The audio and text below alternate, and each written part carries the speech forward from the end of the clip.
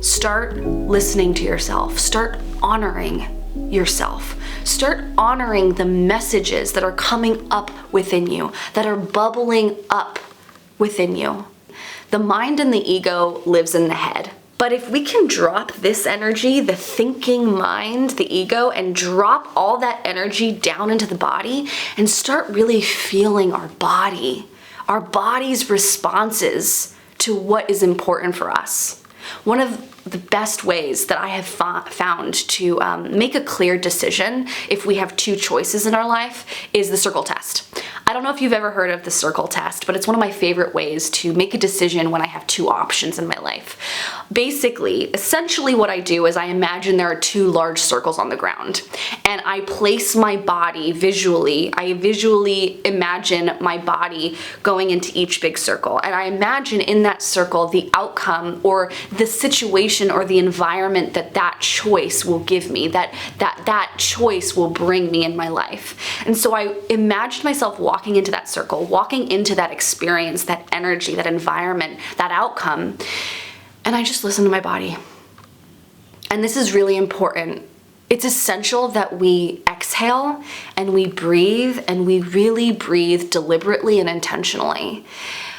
When we take breaths and we exhale, whether it's through yoga or meditation or just doing it throughout the day, just to remind yourself to go back to your center and to be more present and mindful with your body. When we do that, we are automatically connecting with our inner voice. We're connecting with our intuition when we do that. So anytime you have a question, or you need to make a decision, or you're unsure about something, I encourage you to take deep breaths, sharp exhales. And in that space, that gap between the exhale and the beginning of the new inhale, that little gap in between breaths, that's where the intuition lives. That's where those answers can arise and come forth within you. And wait for the answer. The answers that come from our inner voice, from our intuition, they are always peaceful and present and compassionate and kind and loving. It's never fear-based. It's never worried about the future. It's never living in the past or living in the future. It's always living in the now. And the answers that you get from your inner voice, they may be one-word answers. They may be a phrase, or it may be just a feeling. When you start honoring those peaceful and present and loving messages, you really develop that trust muscle.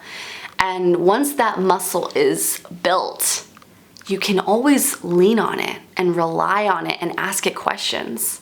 I have been living a life in alignment with my intuition since I was a little girl.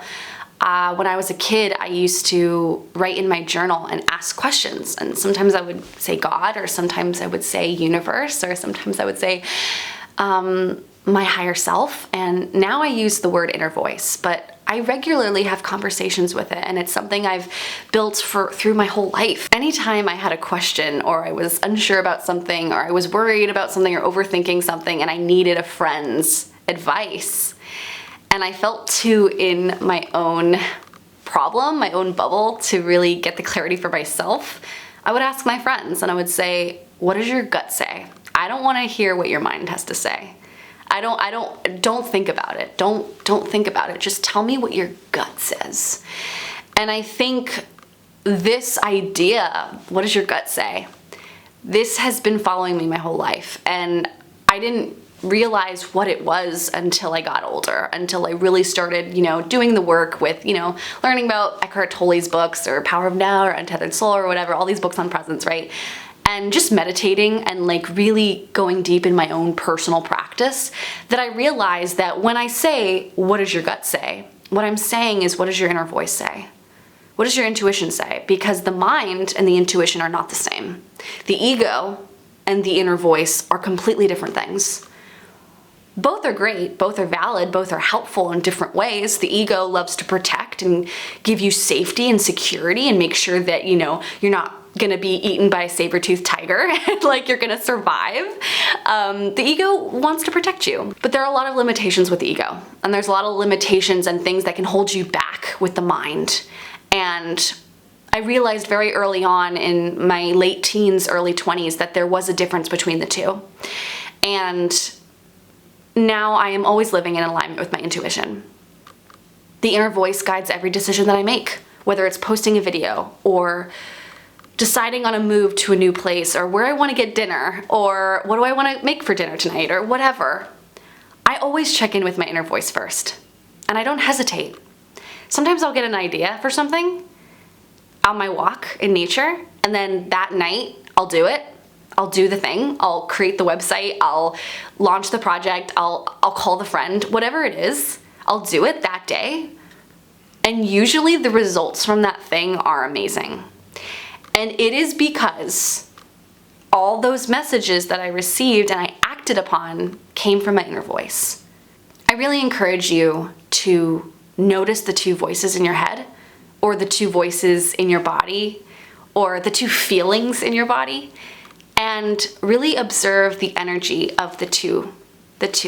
The messages you get may feel very quick in nature. I know for me, whenever I get messages from my intuition, it's very fast. I almost have to like stop what I'm doing and write it down on a notes app on my phone, on Notion. Or if I have a journal with me or a little notebook, I'll write it down really quickly. Or I'll record a voice memo sometimes. But it's really important to like write down your messages and to do it quickly when they come up. Or even just really observe those gut feelings when they come up, and energy. When that energy arises, note it, observe it, and then come back to it later if you're busy. But listen to yourself. Listen to your inner voice. It's your greatest gift.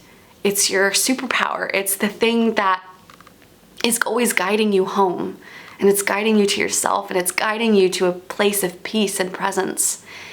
I hope that this channel and anything that I do or share is some sort of reminder to listen to yourself and to honor yourself and to honor the messages that are coming through from your inner voice. Because you'll always be getting messages from your ego, but damn, those messages are not peaceful. They're often worried and fear-driven and risk-averse and afraid of the future, afraid of the unknown, and it constantly wants to be in control. The inner voice doesn't care about any of that.